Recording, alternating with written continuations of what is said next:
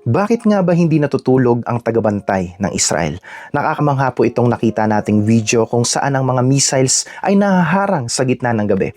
Habang marami ang natatakot, may isang mahalagang katotohanan tayong matututunan sa Biblia tungkol sa proteksyon.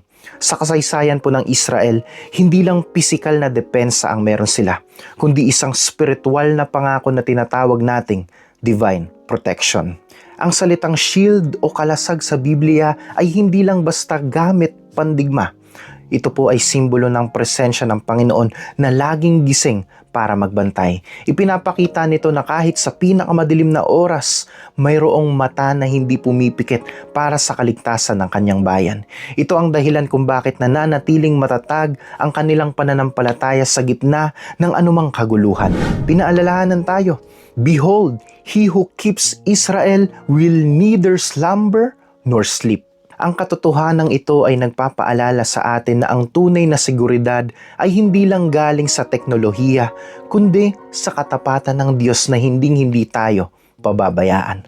Ang Diyos na nagbabantay sa kanila ay siya ring Diyos na handang mag-ingat sa bawat isa sa atin ngayon. Mga kapatid, manatili tayong nagtitiwala dahil ang ating kaligtasan ay nasa kamay ng tagapagligtas na laging gising para sa atin. Amen.